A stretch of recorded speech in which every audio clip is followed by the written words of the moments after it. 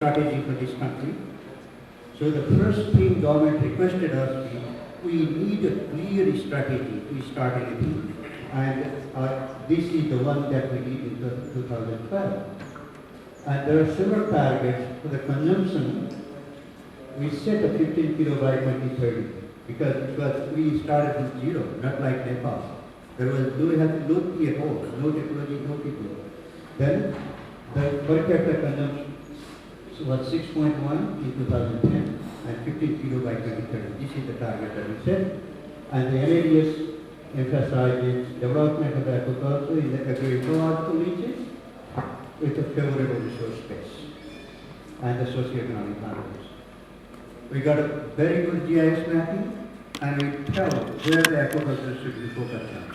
All the NGOs, INGOs, private sector, government. These farming clusters are serviced by the grassroots, nurseries, market players, local service providers who link them in the marketing and facilitating the services.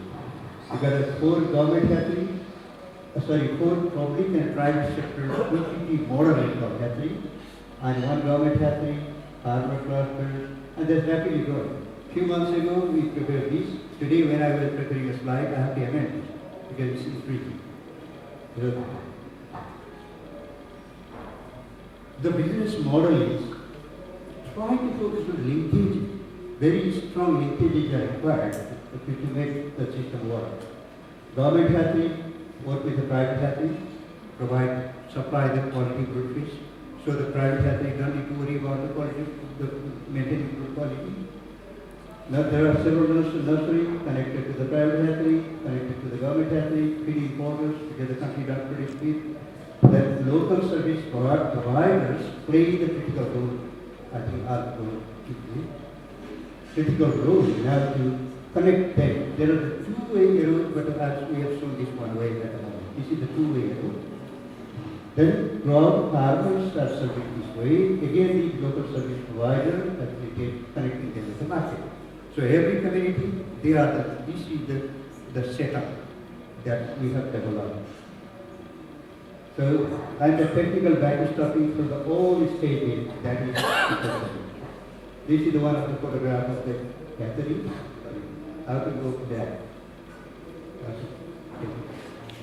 This is the tilapia, the species we are looking at the tilapia.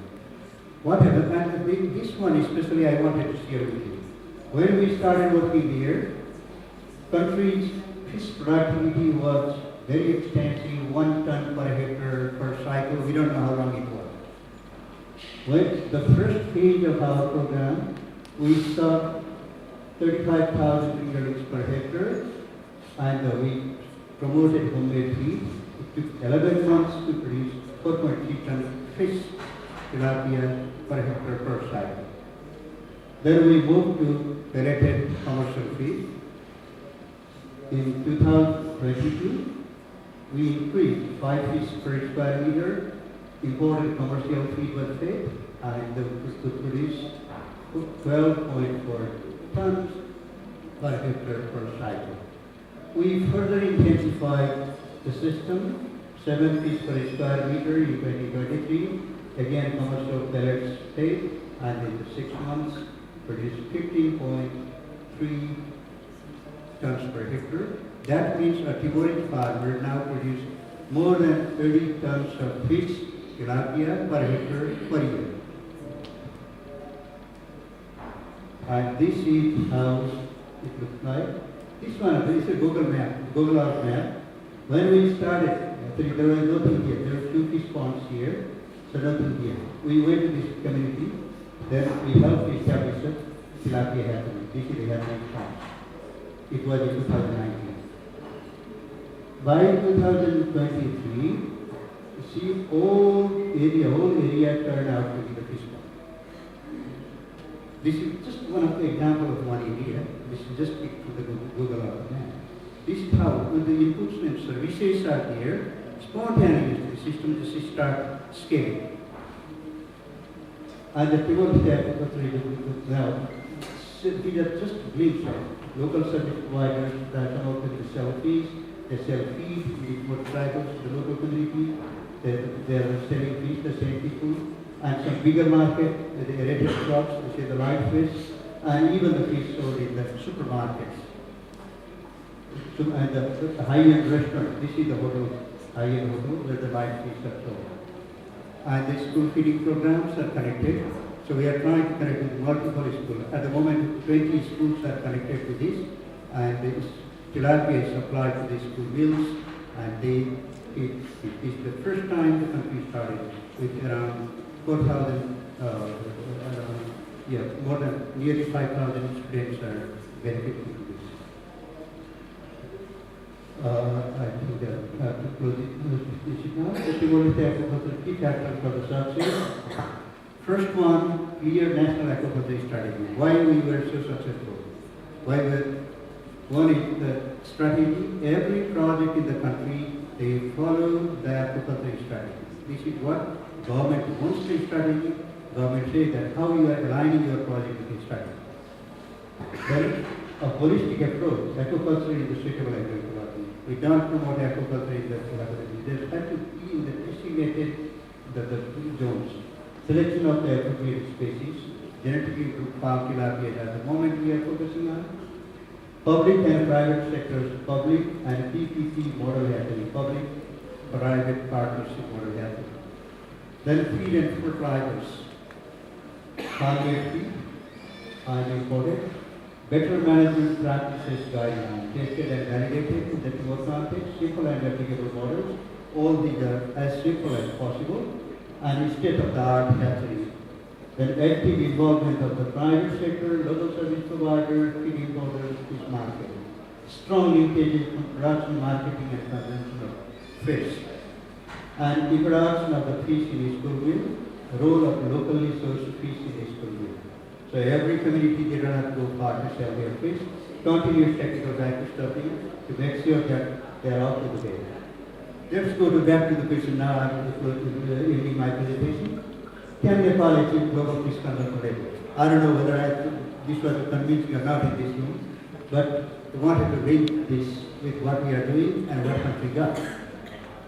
Yes, but a holistic and a coordinated approach is crucial for making the leadership. This is what I would like to say, and I hope you will agree on this. And together we can turn this vision into reality. This is what. And before ending, I wanted to present this. This is famous cartoonist, Freeman, he's a Netherlands cartoonist. He got so many cartoons, and I like this one. Nailing the diagnosis first step to the success. If you look at this, what farmer is saying? This is the dairy farmer, dairy cattle herd in the top of the office tree. Any fool can see it's not dairy, that's polluting the waterway. It's all these dairy fish. If we move around with this kind of things, we'll not be diagnosing the fish with a proper right. The thing is, all the dairy polluted the water, then all the fish died, and again further polluted. But the dairy herd, he said that no, this is dead fish polluting water. So this is the final slide that that's the reason I say that anything we do, let us do nailing the diagnosis. This is the first step in the success. Thank you so much for your attention and for everything. I'm very happy to respond to you. Thank you, Chair. You reserve your question at the end of the session. At this point, we will be hearing a presentation about fisheries and aquaculture higher education in Nepal. I was saying we would be presented with fisheries and aquaculture higher education in Nepal. Colleagues, I am so proud to present to you Dr. Sunila Rai.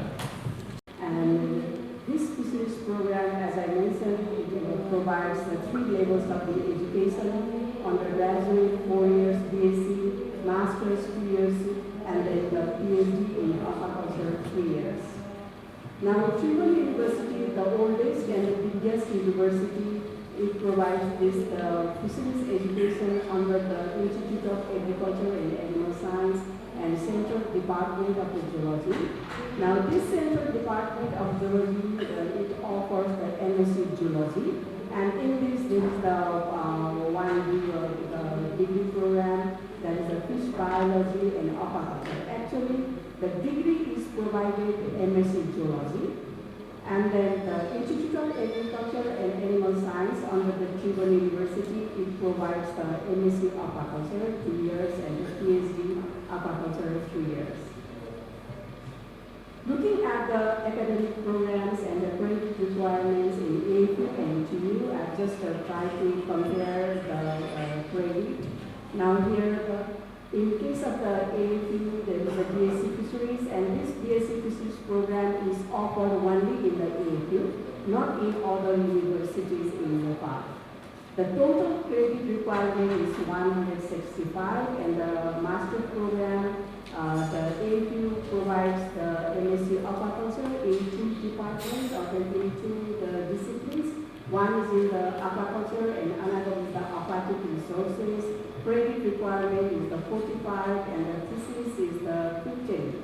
So 30 credit is about the courses and the remaining 15 is about the thesis.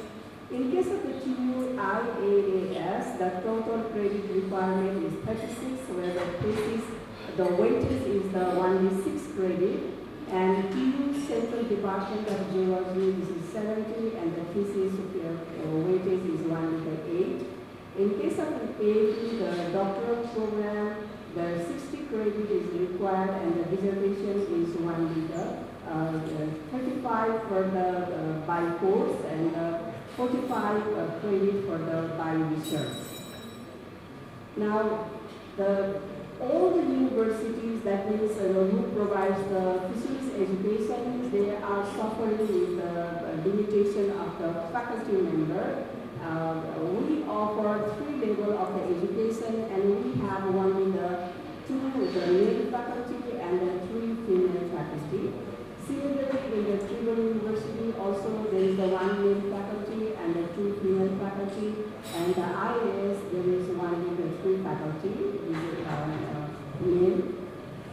Looking at the current student enrollment at AAP and the TU, the BSc Fisheries enrollment is 32, and then in MSc there are 15 students, and then PhD 2, total 69, whereas in case of the TU IAS and the Central Department of the Geology, they don't have the undergrad program. In MSc TU it has the 8, and the Central Department of Geology has 7, and so total here 8 and here 7. So if you add sum of all this, then the total fisheries students in both the AAP and TU, these are the 84. Then now I would like to focus only to the Agriculture and Forestry University. Here the number of the existing students, not existing, this shows the trend of the students in the Agriculture and Forestry University. You see that in the beginning there is an increase, and then after that a drop. Here no student intake enrollment because there was a strike, and then due to the veterinary program in the BSc and AS, student intake was not done, and it affected the student intake in fisheries also. Since we are under the faculty, our faculty is same, Faculty of Animal Science, Veterinary Science and Fisheries, then if something happens to the veterinary program, then it affects our fisheries program also. Now this shows that we need the separate, independent, either the faculty or the college. Then again increasing and then decreasing students number. Now looking at the basic fisheries curriculum, there is, I said that 165 the total credit they have to take, and then the non-fisheries courses, these are the 40%, whereas the fisheries related courses are the 60%. Now we have divided the fisheries courses into the 4 parts. One is the aquatic resource management, here the 60%, aquaculture 23%, fisheries post-harvest 9%, and the LEE, learning for entrepreneurial experience, it carries the 12%. Now, the most important section or the part of the undergraduate, that is the BSc Fisheries, is the in last semester they carry this learning for entrepreneurial experience, where they do the real field experience, and here students are given either the pond to grow the fish, or they do the like other activities, that is like the ornamental fish farming or the breeding, etc. So this picture shows what our students they do in the last semester of the leave. So when you look at here, they do all the basic steps of the fish farming. They do it on their own, they grow, and then they sell their fish, and whatever they earn the income, they after the selling fish, they deduct the cost and the profit they keep, and the remaining money they have to submit to the dean office. So these are the activities carried out by our BSc Fisheries students under the LEAD program.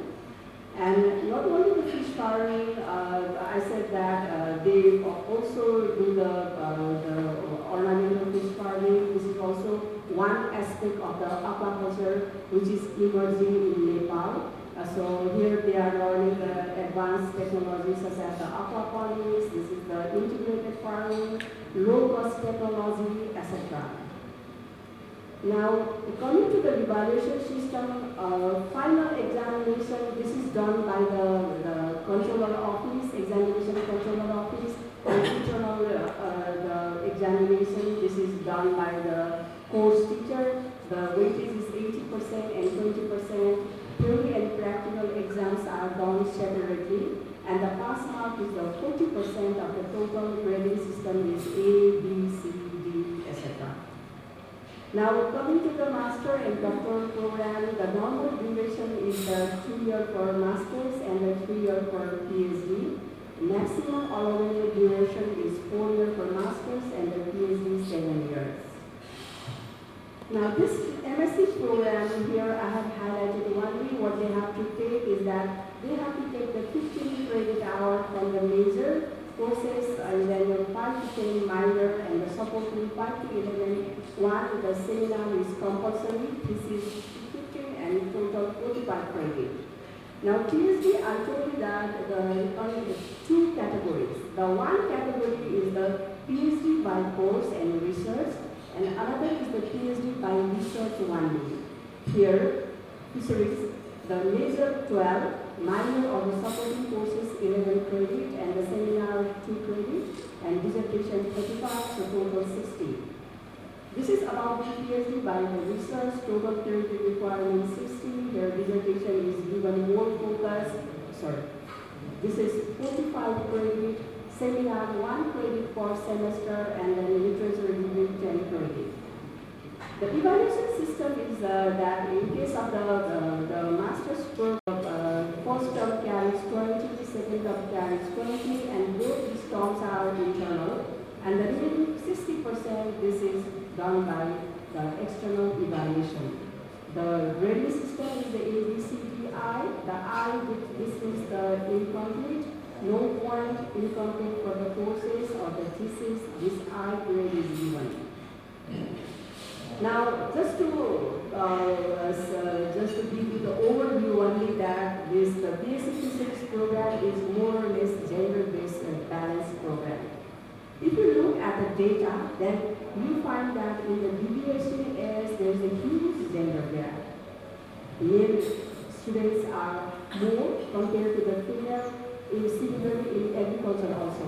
But in case of the BSc Physics, it looks there is a less gender gap compared to the other two degree programs. This is the one gap. If you look at here, the female students are more compared to the male students. Now, our ultimate goal and the need of the fisheries program education is that faculty of the fisheries, and then our vision, that means we want the 4 departments. Until now, we have the Department of Aquaculture and the Department of Aquatic Resources. We want to add the 2 more, the Department of the Post-Harvest Technology and the Department of Social Science. To conclude, until now we have the Fisheries Program produced the 141 students. It includes the around 100 undergrad BSc Fisheries Program, and the remaining from the masters and the 2 PhD students. Now, majority of the graduates, they have chosen to pursue the advanced degrees and then later on their choices is the government job and then private sector such as the feed industry. Now, although we are updating the curriculum time to time, now third time, recently in this year, the BSc Fisheries curriculum is again, third time this is updated. And then, the infrastructure is also not that much poor. The infrastructure is okay, satisfactory, and we have the qualified faculty members within the Fisheries program, and we have there is also the diverse employment opportunities, but students' enrollment is continuously going down and down. Now, what do we need to do further? So, here I have just outlined that there might be the need of the enhancement of the collaboration between the academia, industry, and the policy makers. Perhaps this might improve the effectiveness of the fisheries education and to attract our students towards this fisheries program. Now, thank you so much for listening to our fisheries program.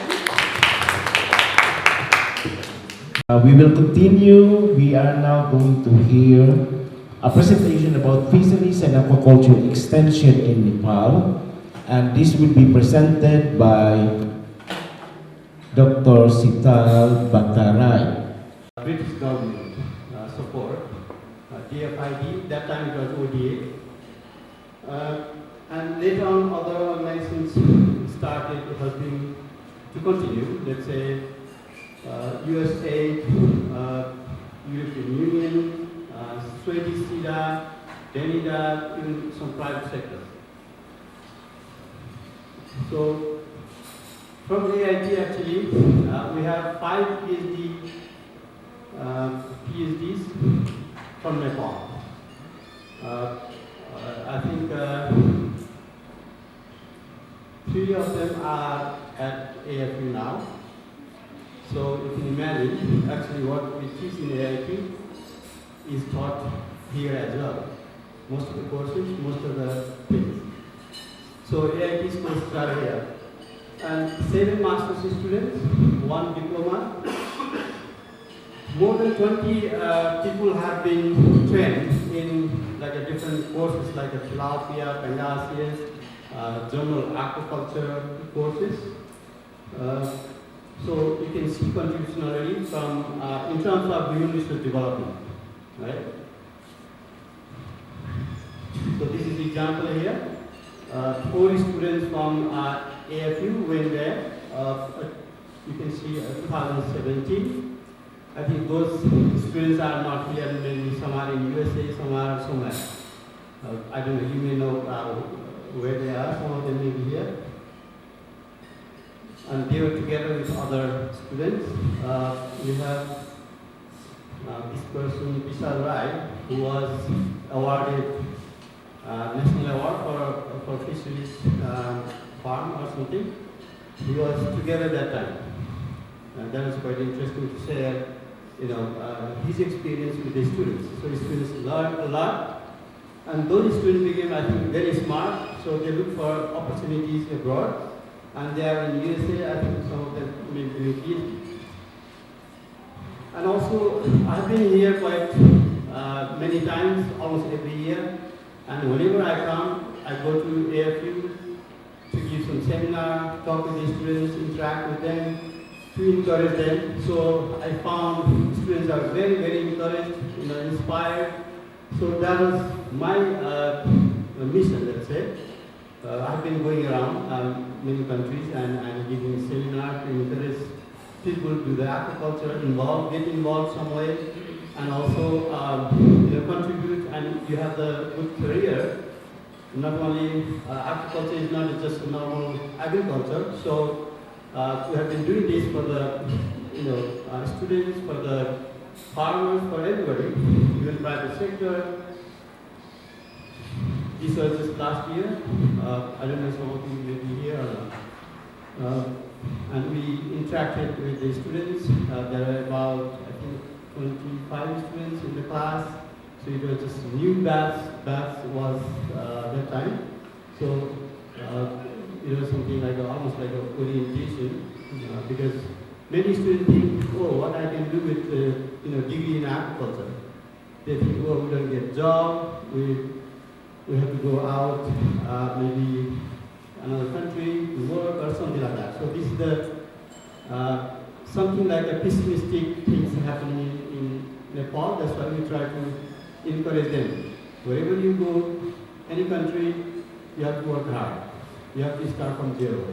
But if you make a just base somewhere, then you build up. You don't need to move from one place to another. So that's what I'm doing actually. I'm there last 30 years at AIT in Bangkok. So I could have gone anywhere, but I try to build up, projects, many other things, so that I can travel anywhere, I can work anywhere from there, being based at AIT. Now, education sector, what we have done, there are 2 curriculum development projects I designed, making AFU as a partner, together with partners in Vietnam, partners in Bangladesh, partners in Cambodia. So 5 teachers were involved in developing curriculum. So they came together like a course, like a nutrition course, teaching in Vietnam, teaching in Cambodia or Thailand. They came together and then designed the course to make it more effective, more attractive. So that's how we try to build like a thematic groups. So the course students are taking here is almost like a standardized internationally. And you can see Professor Madhav Shrestha, Professor Sunila, all were involved in this project this year. And the second project was aqua internship. So that project was also I designed, and globally we own the funding, let's say, almost like €1 million. So making partner again, AFU. That time it was IAS, AFU was later. And again, those 5 teachers were involved, and with that project we supported about 50 students to go to the field as an internship. So what we think is students didn't have enough time to go to work in the field. If they go and work in the field, they get more exposure, ideas, real problems in the field. So that is the idea of aqua internship. That's why it was funded by the EU. And also we actually help teachers also to go and learn from the field, what is going on. Most of the teachers even are lazy sometimes. They don't go to the field and they don't learn from the field. So we push them. We give them money to go travel, and give the camera and take picture and bring and teach in the class, make videos. So that's how we try to make education as attractive as possible anywhere in the world. So that's how we have supported AFU. Many people may not know these things. That's why I just wanted to remind actually everybody what we have done and what we could do. Even if we are outside the country, we could do a lot for the country as well. So same thing we did for other countries also, Bangladesh, making a partner. And recently we also actually applied another project, making AFU as a partner, Kathmandu University. We are building another project, hopefully we can apply and get it. So this is the number. You can see just one project was supporting more than 100 students to go to the field. In northern Vietnam, southern Vietnam, Bangladesh, AF or IAS. So all together. So you see, sometimes we go to Vietnam and do the same thing what we do here in AFU, and we do sometimes Bangladesh, in Bangladesh we supported a lot. That's why you can see Bangladeshi friends are really happy to come to AIT, Thailand and Nepal. So these are some of the examples here with the internship. You can see here one, sorry.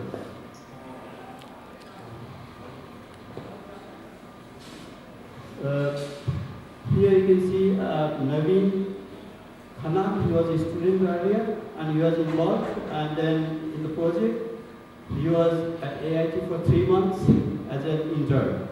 And also I sent him to Bangladesh as well to learn, hoping that he could do a lot here because his brother was very smart. He's doing poultry hatchery here. He wanted his brother to do aquaculture business, but I think he's in America now. That's the problem. So we could not keep him. Yeah. Same way in Bangladesh, a lot of students went to see the hatcheries, fish farms, and then they come back to the universities and give a presentation to the teachers and students, and they say, "Oh, we can do our business now. We don't need to look for jobs because hatcheries and farms are earning more than teachers, more than even government officers." So that's how the students are learning, and then they have so much confidence that way. Then we try to calculate how much farmers are earning if they produce this much fish, how much they could earn. So, like we had a calculation, if they have like 20 kgs fish culture, $20,000 we could make like a net profit. So we simplify that way and then tell them how they could earn. As I mentioned earlier, we developed a lot of training programs, customized whatever type of training people want from around the world, not only from Nepal only. Africa, even from America, Europe, Australia, they come to Thailand for training. If you can offer, which is not there. Like in Europe, they don't have Asian aquaculture, right? They have core water fish, so aquaculture is not that much developed. And many groups, like here, group from Longju, they went there to see aquaculture development. So, yeah, some people went for Bangladesh training, and they were bringing this thing from Thailand. So that was really interesting because they were so inspired to do some aquaculture development in Nepal upon return. I'm not sure they are doing or not. I have not visited yet. I think something is going on.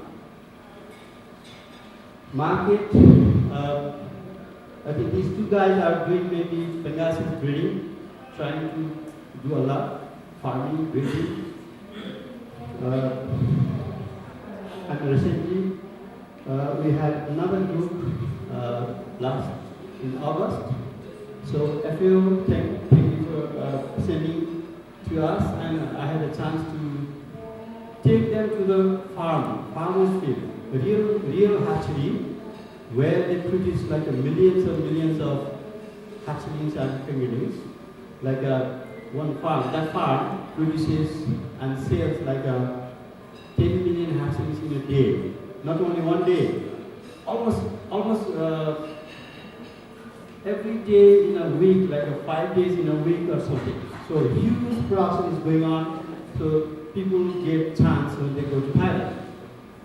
So that's how we organize training. You can see all these 6 people were there to do the Pangasius breeding. They did it, injected like 8 females, produced probably 10 million hatchlings. And we also work with the private companies, like feed companies. They're a big feed company. You sometimes cannot imagine. They're selling like 1,000-ton feed in a day. Now it's 2,000 ton in a day. So we take them to show whole factory inside. Okay. And another technology transfer is going on. I think Dr. Pant also mentioned about tilapia hatchery. Tilapia hatchery was developed at AIT, and that technology has been transferred all over the world. Okay, So this is just an example we have here in Qatar. There is, I think, another presentation about this. And also we did community development projects, women in aquaculture. It started in 2000 in Qatar, Chittagong, nearby here. We are the one designing. My sister, Dharendra Pant. So we are the same group, doing work in East Timor, doing work in Nepal, doing work in Bangladesh, Vietnam. So think about what we actually are doing. We are actually one of the leading groups in the world in aquaculture. Okay, we can trade. So we have a series of projects like aquaculture without frontiers. Even we have a project in Longing, in Gorkha, small scale aquaculture. Okay, these are examples. You can imagine. This is in Longing. This is also Longing. And just last year when I visited, a farmer was doing, he is still doing, he is continuing breeding fish. So we are trying to encourage. This is in here, Thailand community are doing aquaculture. And you can see how they were happy. And we even tried prawn culture. We sent prawn larvae from Thailand 2 times.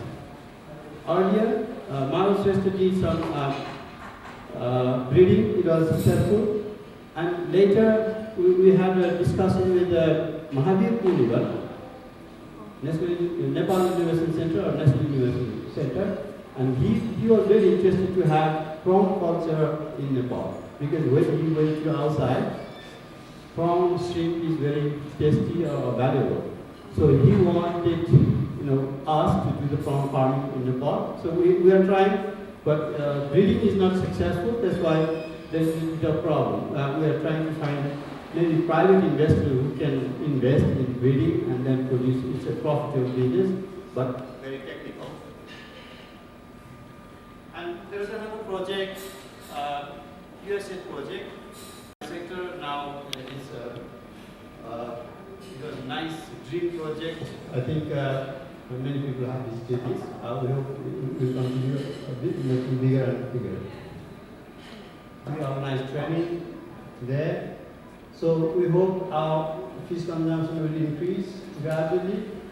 And we have seen this growth actually after 2010. Agriculture is growing linearly. We hope it will grow bigger, faster and faster. And our projects are there.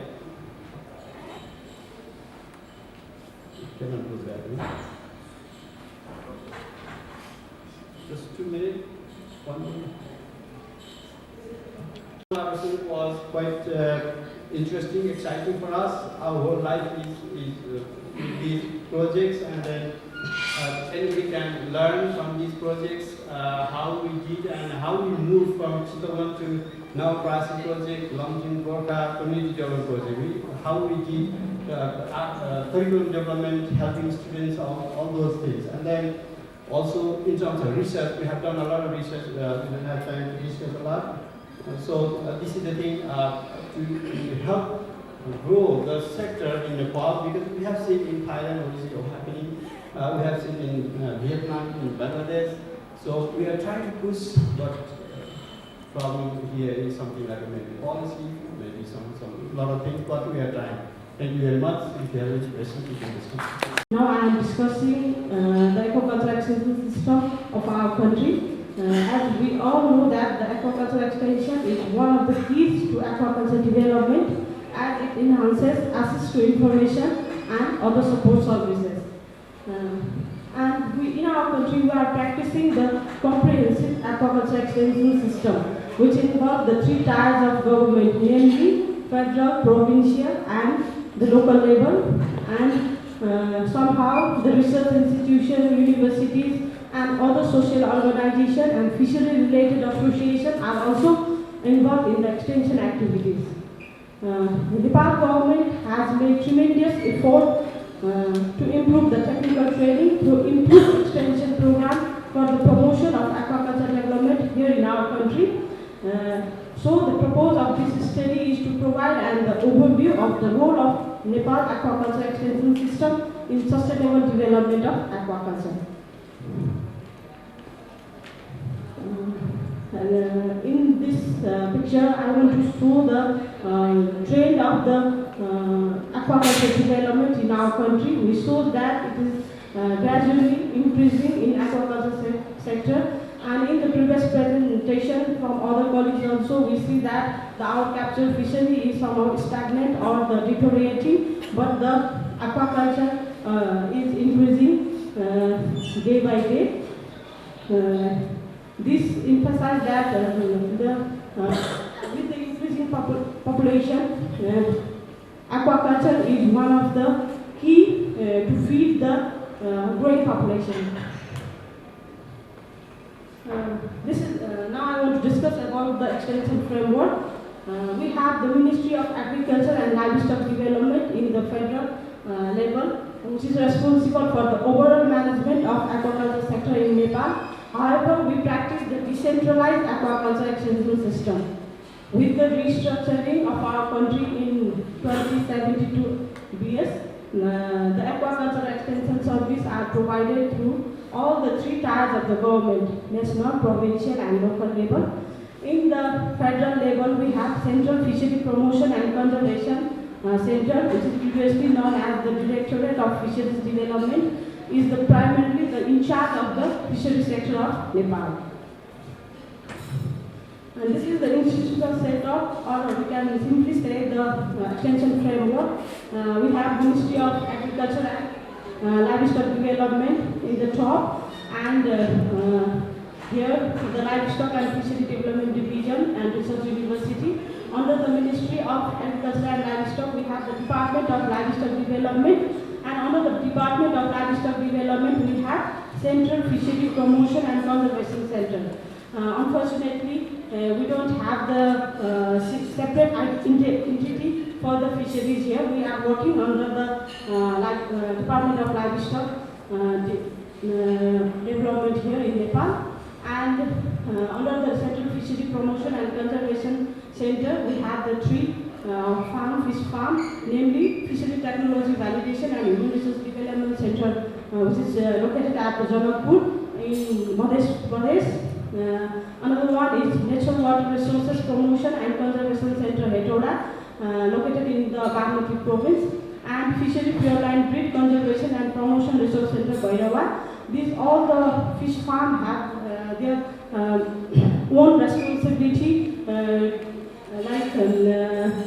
one work in the human resource development, other in the natural water, and other in the pure line breed or breeding improvement program. And in the provincial level, we have Directorate of Livestock and Fisheries Development. In all the 7 provinces, we have Directorate of Livestock and Fisheries, which oversees the fisheries program of the respective provinces. And in the district level, we have Veterinary Hospital and Livestock Service Export Center, from where we extend our fishery services. And we do have the Livestock Service Training Center, from where we deliver the training to the technician as well as the farmers. And under the provincial level, we have Fishery Development Center also. And in the local level, we have the Livestock Development Section, and in the Livestock Development Section, the fishery technician are working there, but unfortunately we don't have the fishery technician in all the local levels. We have 753 local levels here in Nepal. I already mentioned this, so I want to skip. And for the research, we have Nepal Agricultural Research Council, and under which the 8 centers are working in the fishery sector. And we also have Nepal Academy for Science and Technology. Additionally, we have the Nepal Fishery Society, which is the organizer of this international conference also, a professional organization of fishery and aquaculture expert. It also play a very important role in the aquaculture extension and fishery extension. Now recently, we also have the Nepal Fishery Technician Association, which also involved in the aquaculture extension. And we do have the Fish Grower Association, Fisheries Cooperative, who are working here. And in total, in the extension field, we have only 158 manpower, which is very few in the context of our farmers. It is very difficult to deliver all the support service, extension of consultation service in every part of the country.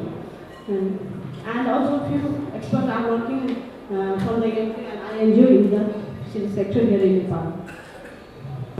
And the education system, Dr. Sunita Rai already briefly described about this. We have the two departments, Department of Agriculture and Department of Aquatic Resources are currently under the Agriculture and Forestry University. I am happy that they are, their goal is to extend the two other departments under the Agriculture and Forestry University. And also other universities are also providing basic fishery and aquaculture education. And now I want to discuss about the responsibility we have in the federal and provincial level. The federal and provincial authorities are mainly responsible for providing the national or the provincial extension plan and guidance to develop the overall agricultural extension system, as well as the federal and provincial authorities. They introduce and demonstrate the key technology to the farmer in every part of Nepal also. Similarly, the fish health management and providing the disaster prediction and technical service are also the responsibilities of federal and provincial authorities. The federal and provincial authorities, they organize various kind of technical training, skill development training for the extension professionals as well as the farmers. And one of the major responsibility of the federal authority is to promote the international cooperation with our other collaborators and other international partners. However, the extension is mainly focused on the local level. It is the heart of the aquaculture extension, and they provide different technical service and administrative service directly to the farmers. But in our context, all the local levels don't have sufficient fishery technician to deliver the extension services. So the provincial level offices and the federal level offices are providing the extension service now. And research institutions, they are focused on carrying out the government research mission, and they suggest the various agricultural extension activity to other government departments. And they also conduct the outreach research program in different parts of the country. So it is also one of the part of the extension services. And another one important role of research institution, we all know that, is to create and promote the new agriculture production technology. And another social organization and other fishery related various association or cooperatives, they are responsible for informing and advising fishing communities about fisheries and aquaculture technology, and as well as the related policies and regulations. And the working modality here, I already mentioned that the federal and the provincial authority are responsible for the aquaculture development. They execute the annual program, annual aquaculture development program every year by assuring certain budget. But the problem is here, we are still have the paucity of the budget every year, and the demonstration zone are also an important part of the aquaculture extension model here in Nepal. And technical consultation also given by the provincial and the federal authority is also play important role in aquaculture extension.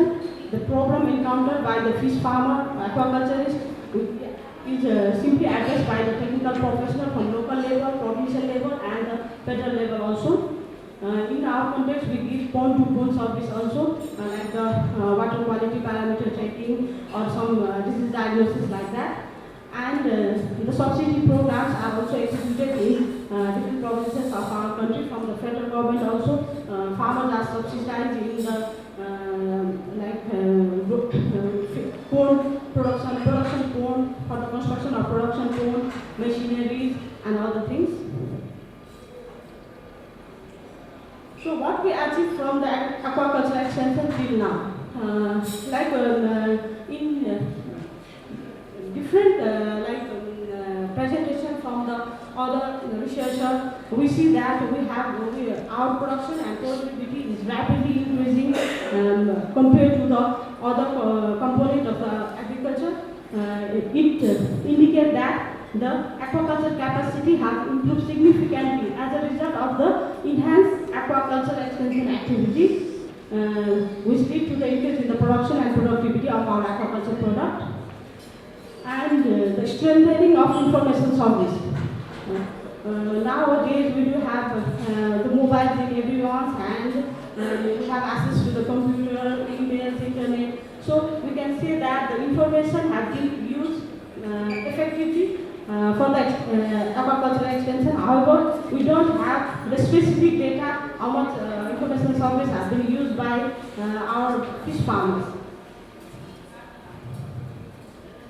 And the challenges of aquaculture extension, I want to focus that. I already mentioned that we have not that much fund. We have lack in budget or insufficient fund to execute the program we expected. And the paucity of required technical personnel. We only have the 158 technical personnel involved in the aquaculture extension, and the structural and administrative challenges. It was discussed like that, and I already mentioned that we don't have separate entity for the fishery only. We are working on the Department of Livestock Division, and the technicians are also not recruited in all the local levels and provincial levels. And similarly, other administrative challenges we are facing there for the extension services. These are the major challenges we are facing. And in the education sector also, Dr. Sunita Rai mentioned that we do have the BSc Fisheries graduate, but they are in dilemma to enroll in the government service or something like that. So they are trying to work in the curriculum development for the government service also. And of my presentation, the aquaculture extension system with sufficient funding, effective management, and an efficient staff structure will promote the prosperity of the aquaculture sector in Nepal. And one of the recommendations I would like to make here is the farmer field school would be a better tool for aquaculture extension, as we are not practicing farmer field school in aquaculture, but we are practicing in other commodities of the agriculture, and in the livestock sector also we are practicing the farmer field school, but we haven't practiced the farmer field school in aquaculture sector. It can be one of the better tools for aquaculture extension, as it exhibits learning by doing and seeing is visible. Thank you very much for listening. This is all about my presentation. And I would like to, this is our beautiful city, Ilam from the, Kosi province. I would like to invite the foreigners to this beautiful place. Thank you very much. And use portable fields multi-parameter for measuring pH, dissolved oxygen, turbidity, and other parameters. Community involvement in our field activities and citizen science. Nowadays, this is a very popular word used in aquaculture system. In Kosi province, we try to apply how the citizens are involved in science activities to solve their own problems by themselves, involving themselves in solving their own problems. The study area covers all 13 districts out of 14, and we have excluded only one district. We cannot cover the district of Hardunga, except that we cover all 13 districts, ranging from Karai to high mountain regions. And we cover rural municipalities and urban municipalities altogether. 37 rural and urban municipalities are covered in our study, and we have total respondents 470. And I already mentioned we covered 13 districts out of 14, and the regions is Himalayan, High Hill, Middle and Terai region. The duration of the study was 11 months, and fish farming is being done in all 14 districts of Kosi province. In the Himalayan High Hill districts, where there are sources of cold water, rainbow trout is also popularly farming in that region. Carp fish farming, especially common and grass carp, pangasius, tilapia, etc., commercially farmed in Terai region. In this study, primary data is used as a source of data on site discussions have been conducted with fish farmers in different regions. The data, those extracted in sites are used to study these reports, and the tested parameters are the all water quality parameters. By our instrument, we were able to identify these different water quality parameters, and these are the examples we find in the field, and we try to solve those problems in front of farmers in their involvement too. These are the tabulated form or tested data. What we found inside is that it has been possible to inform farmers about the water quality, color, presence of plankton, turbidity, and its effect on health of the fish during the study period. When reaching 470 farmers, the incidence of disease and fish mortality according to season month was found to be as follows. And this is the result we found from the different regions of eastern Nepal. And highest mortality that occurs in September is 70% and lowest is 3% in March and April. This is based on the field-based information. It was found that farmers with small ponds suffered less problems and management was excellent. But in case of large and commercial farms, it was found that the outbreak of disease was alive. During the survey, it was found that the mortality rate of fish is high due to the lack of common knowledge of disease identification. Although there is not a great problem faced by the farmer, but it's a very small problem related to water quality management and information. The main thing we see is the lacking of the information. The farmers are facing very devastating problem because fish are very sensitive to water quality parameters. The real changes in temperature, pH and DO, there is a devastating loss to the farmers, and this is the very simple problems they are facing. Take always, we don't recommend a very big recommendation, but involving communities to conduct the basic water quality test can provide ongoing monitoring and raise awareness within the period. The citizen science empowers individuals local to contribute to scientific understanding. The bottom-up approach in people involvement encourages their engagement. They if we involve them, it encourages themselves. That is the main problem we face during our on-site activities. The involvement of huge number of people at a time and incorporated in policies and its quick implementation encouraged to technical resource too in integrated policy formation. This is not applicable only to farmers but also to technical personalities too. And the major challenges we found in this sector are the geographical regions and remoteness, especially in the mountain and hill district. It reflects more practical and convenient for problem solving on site is easily accepted by people.